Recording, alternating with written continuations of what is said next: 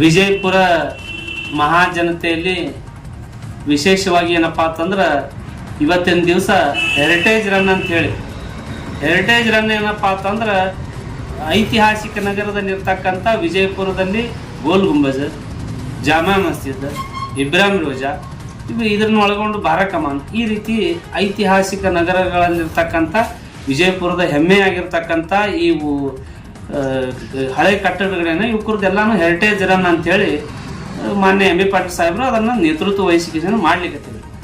ಆ ಒಂದು ಈ ಹೆರಿಟೇಜ್ ರನ್ನಲ್ಲಿ ಮಾನ್ಯ ಉತ್ತರ ಕರ್ನಾಟಕದ ಜೊತೆಗೆ ರಾಜ್ಯದ ತುಂಬ ನಾನೇ ಹಿಂದುತ್ವದ ಹುಲಿ, ನಾನೇ ಹಿಂದೂ ಅನ್ನುವಂಥ ನಗರದ ಸ್ವಯಂ ಸೇವಕ ಘೋಷಿತ ಹಿಂದೂ ಹುಲಿ ಬಸವನಗೌಡ ರಾಮಗೌಡ ಪಾಟೀಲ್ ಯತ್ನಾಳ್ ನಗರ ಶಾಸಕರು ಹಿಂದೂ ಒಂದು ಫೈರ್ ಬ್ರ್ಯಾಂಡ್ ಅನ್ಕೊಂತು ದೊಡ್ಡ ದೊಡ್ಡ ಭಾಷಣ ಬೇಕು ಅಂತ ಮೊನ್ನೆ ದಿನ ಕಳೆದ ಒಂದು 8-10 ದಿನದ ಮೊದಲೇ ಏನಪ್ಪಾ ಅಂತಂದ್ರೆ ಅದು ಆದಿಲ್ ಶಾಹಿ ಅವರು ಕಟ್ಟಿರ್ತಕ್ಕಂಥದ್ದು ತಮ್ಮ ಪ್ರೇಯಸಿಗೋಸ್ಕರ ಕಟ್ಟಿರ್ತಕ್ಕಂಥ ಗೋರಿಗಳದಾವ, ಹಂಗದಾವ. ಆ ಗೋರಿಗಳ ಬಗ್ಗೆ ನಾವೆಲ್ಲ ಯಾಕೆ ಅವಕ್ಕೆಲ್ಲ ನೋಡಕ್ ಹೋಗ್ಬೇಕು ಹಂಗೆ ಅಂತ ಹೇಳಿ ದೊಡ್ಡ ದೊಡ್ಡ ಭಾಷಣ ಬಿಗಿದವರು ಶಾಸಕರ. ನೀವು ಮತ್ತೆ ಅಷ್ಟು ದೊಡ್ಡ ದೊಡ್ಡ ಭಾಷಣ ಮಾಡಿದವರು, ಹಿಂದುತ್ವದ ಬಗ್ಗೆ ಹೇಳಿದವರು, ಮತ್ತು ಇವತ್ತು ಹೆರಿಟೇಜ್ ರನ್ ಅಂತದ್ರೊಳಗೆ ನೀವು ಓಡಿರಲ್ಲ. ಯಾಕೆ ಓಡಿರಿ? ಓಡ್ಲಿಕ್ಕೆ ಕಾರಣ ಏನು? ಬರೀ ಓಡಿಲ್ಲ, ಅದ್ರ ತಲೆ ಮ್ಯಾಗ ಇಟ್ಕೊಂಡು 10 ಲಕ್ಷ ರೂಪಾಯಿ ಕೊಟ್ಟು ಓಡ್ಲಿಕ್ಕತ್ತೀರಿ. ಯಾಕೆ ಓಡ್ಲಿಕ್ಕತ್ತೀರಿ? ಅಖಂಡ ಹಿಂದೂ ಸಮಾಜಕ್ಕೆ ನಿಮ್ಮದು ಮೆಸೇಜ್ ಏನು? ಒಂದು ಕಡೆ ಏನು ಹೇಳ್ತೀರಿ, ಅಲ್ಲಿ ಗೋರಿಗಳದಾವ, ಆ ಗೋರಿಗಳ ಬಗ್ಗೆ ನಾಯಕ ಅದ್ರ ಬಗ್ಗೆ ಇದು ಮಾಡ್ಬೇಕಂತ ಹೇಳ್ತೀರಿ. ಇನ್ನೊಂದು ಅವೇ ಗೋರಿಗಳನ್ನ ತಲೆ ಮ್ಯಾಗ ಇಟ್ಕೊಂಡು 10 ಲಕ್ಷ ರೂಪಾಯಿ ಕೊಟ್ಟು ಓಡಿದ್ದು ಏನಿದು? ಯಾರಿಗೆ ದಾರಿ ತಪ್ಪಿಸ್ಲಿಕ್ಕತ್ತೀರಿ ನೀವು ವಿಜಯಪುರದಲ್ಲಿ? ಮತ್ತು ನೀವು ಕಟ್ಟರೆ ಹಿಂದುತ್ವ ಅಂತೀರಿ. ನಾ ಮೊದಲು ಹೇಳಿದ್ದೇನೆ, ಈ ಪುಣ್ಯಾತ್ಮ ಏನಪ್ಪಾ ಅಂತಂದ್ರೆ ಡೂಪ್ಲಿಕೇಟ್ ಹಿಂದೂ ಅದಾನ. ಇಡೀ ವಿಜಯಪುರ ನಗರದಲ್ಲಿ ಎಲ್ಲ ಹಿಂದೂಗಳಿಗೆ ಏನಪ್ಪಾ ಅಂತಂದ್ರೆ ಮನಸ್ಸಿಗೆ ಖೇದಕರ ಬರೇ ಕೇವಲ ಭಾಷಣ ಅಷ್ಟೇ. ನಿಮ್ದು ಆಚಾರ ವಿಚಾರ ಏನದ?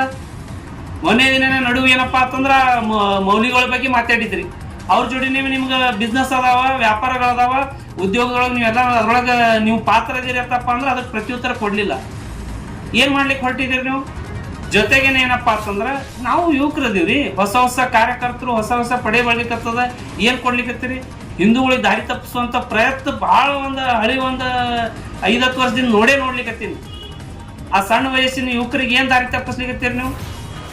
ಜೊತೆಗೇನೆ ಏನಪ್ಪಾ ಅಂತಂದ್ರೆ ಮೊನ್ನೆ ದಿನ ಬಹುಶಃ ನಿನ್ನೆನೆ ಏನಪ್ಪಾ ಅಂತಂದ್ರೆ ಒಂದು ರಾಷ್ಟ್ರೀಯ ಪಕ್ಷಗಳು ಯಾವೇ ಇದ್ರು ನಾನು ಆ ರಾಷ್ಟ್ರೀಯ ಪಕ್ಷಗಳು ಕೆಲಸ ಮಾಡ್ಕೊಂಡು ಬಂದೀನಿ.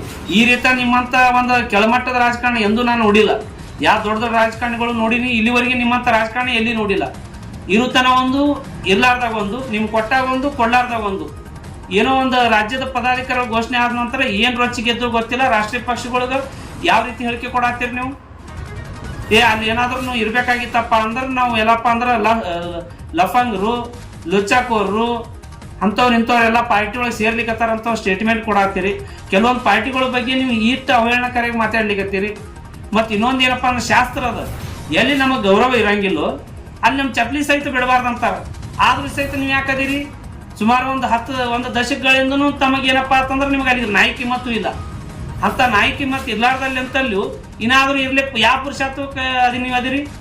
ಬಹುಶಃ ಸ್ವಾಭಿಮಾನದು ನಿಮ್ಗೆ ಅದೋ ಇಲ್ಲೋ ಏನು? ಬಹುಶಃ ನೀವು ಏನಪ್ಪಾ ಅಂತಂದ್ರೆ ಜನರಿಗೆ ಏನು ತೋರಿಸ್ಕೊಡ್ಲಿಕ್ಕೆ ಹೊಂಟಿದ್ದೀರಿ? ಜೊತೆಗೆ ಇನ್ನೊಂದಪ್ಪ ಅಂದ್ರೆ ನೀವು ಬಹುಶಃ ನನ್ನ ಅಂದಾಜು, ನನ್ನ ವಯಸ್ಸು ನಿಮ್ಮದು ರಾಜಕಾರಣಕ್ಕಿಂತ ಭಾಳ ಕಡಿಮೆ ಅದು. ಆದ್ರೂ ಸಹಿತ ನಿಮ್ಗೆ ಪ್ರಶ್ನೆ ಏನಪ್ಪಾ ಅಂತಂದ್ರೆ ಮನೆಯ ದಿನ ನನಗೂ ಭಾಳ ಕೆಟ್ಟ ಅನಿಸ್ತು. ರಾಜಕೀಯವಾಗಿ ನೀವು ಅಟಲ್ ಬಿಹಾರಿ ವಾಜಪೇಯಿ ಅವರು, ನರೇಂದ್ರ ಮೋದಿ ಅವ್ರ ಬಗ್ಗೆ ಭಾಳ ಪ್ರಯತ್ನ ಮಾಡಿ ಏನಪ್ಪಾ ಅಂತಂದ್ರೆ ನಾವು ಜೋಡಿ ಒಡನಾಟ ಅದ, ನನ್ನ ಇಂಥ ರಾಜಕಾರಣಿ ಅಂತ ಹೇಳ್ತಿರ್ತೀರಿ. ಹೇಳುವಂಥ ಸಂದರ್ಭದಲ್ಲಿ ತಮಗೆ ಪರಿವಾರ ಇರಬೇಕಲ್ಲ. ಏನಂದ್ರೆ ನೀವು ನಿಮ್ಗೆ ಅಲ್ಲಿ ಯಾವ್ದಾದ್ರು ಒಂದು ಹುದ್ದೆ ಕೊಡಬೇಕಾಗಿತ್ತಪ್ಪ ಅಂದ್ರೆ, ನೀವು ಬೆಳಿಬೇಕಾಗಿತ್ತಪ್ಪ ಅಂದ್ರೆ ರಾತ್ರಿ ವ್ಯವಸ್ಥೆ ಮಾಡಬೇಕು. ಇಂಥದಂದ್ರೆ ಏನದು ರಾತ್ರಿ ವ್ಯವಸ್ಥೆ? ನಮಗೂ ಹೇಳ್ಕೊಡ್ರಲ್ಲ ಏನದ ಏನಂತ. ನಮಗೂ ಬಹುಶಃ ನಮಗದು ಹೊಂತದೋ ಇಲ್ಲೋ, ಏನ್ ರಾಜಕಾರಣ ಅದೋ, ಏನ್ ಸುದ್ದಿ ರಾತ್ರಿ ವ್ಯವಸ್ಥೆ ಅಂದ್ರೆ ಏನದು? ಮುಚ್ಚಿ ಮಾತಾಡ್ಲಿಕ್ಕೆ ಹೋಗ್ಬೇಡ್ರಿ. ಏನಾದ್ರೂ ನಿಮ್ಗಂತೂ ಐತೆ ವಂಶವಾದ ವಿರೋಧ ಅದೀರಾ? ನೀವೇನು ನಿಮ್ಮ ಮನೆಯಾಗ ಯಾರಿಗೆ ಬೆಳೆಸಲ್ಲಂತದ? ಬಹಿರಂಗವಾಗಿ ಹೇಳಿಬಿಡ್ರಲ್ಲ, ಅದು ಏನ್ ರಾತ್ರಿ ವ್ಯವಸ್ಥೆ ಅಂದ್ರೆ ಏನದು? ಮತ್ತೆ ಯಾರಿಗೆ ಚಪ್ಪಲಿ ಹಾಕಂಗಿಲ್ಲ, ನಾವು ಅವ್ರ ಬೂಟ್ ಕಳಂಗಿಲ್ಲ, ಅವ್ರಿಗೆ ನಾವು ಹೊಸಕ್ಕೆ ಹೊಡಂಗಿಲ್ಲ, ಅಪ್ಪಾಜಿ ಅನ್ನಂಗಿಲ್ಲ. ಮತ್ತೆ ನೀವು 2 ಸಾರಿ MLA ಆಗಿಲ್ಲ, ಟಿಕೆಟ್ ನೀವು ಯಾರಿಗೆ ಅಪ್ಪಾಜಿ ಅಂದ್ರಿ? ನೀವು ಯಾರು ಬೂಟ್ ಕಳ್ದಿರಿ? ಇವೆಲ್ಲಕ್ಕೂ ಕ್ಲಿಯರಿಫಿಕೇಶನ್ ಮಾಡಿ. ಬರೀ ಅಡ್ಡ ಗಾಡಿ ಮ್ಯಾಗ ದೀಪ ಇಟ್ಟು ಜನರಿಗೆ ದಾರಿ ತಪ್ಪಿಸೋದು ಮಾಡಬೇಡ್ರಿ.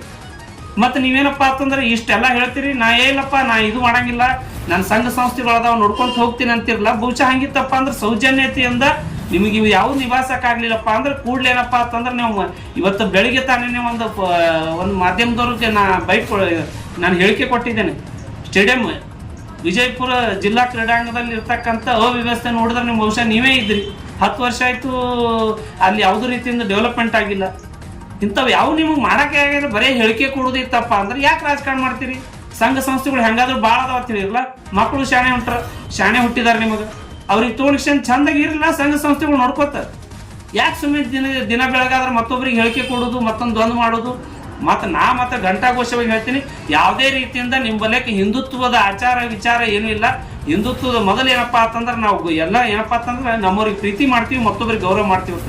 ನಿಮ್ಮ ಬಲಕ್ಕೆ ಯಾವುದೇ ರೀತಿಯಿಂದ ಪಕ್ಷಕ್ಕಾಗಲಿ ಹಿರಿಯರಿಗಾಗಲಿ ಗೌರವ ಕೊಡುವಂಥ ಸೌಜನ್ಯ ಇಲ್ಲ. ದಯವಿಟ್ಟು ಮಾನ್ಯರೇ, ನಿಮಗೆ ರಿಕ್ವೆಸ್ಟ್ ಏನಪ್ಪ ಅಂದ್ರೆ ಕೂಡಲೇ ನಿಮ್ದು ಏನಪ್ಪ ಅಂದ್ರೆ ರಾಜೀನಾಮೆ ಘೋಷಣೆ ಮಾಡಿ ನಿಮಗೇನಪ್ಪ ಸಂಘ ಸಂಸ್ಥೆಗಳು ನೋಡ್ಕೊತ ಹೋಗ್ರಿ ಅಂತೇಳಿ ಮಾಧ್ಯಮ ಮುಖಾಂತರ ಮನವಿ ಮಾಡ್ಕೋತೀನಿ. ಧನ್ಯವಾದ.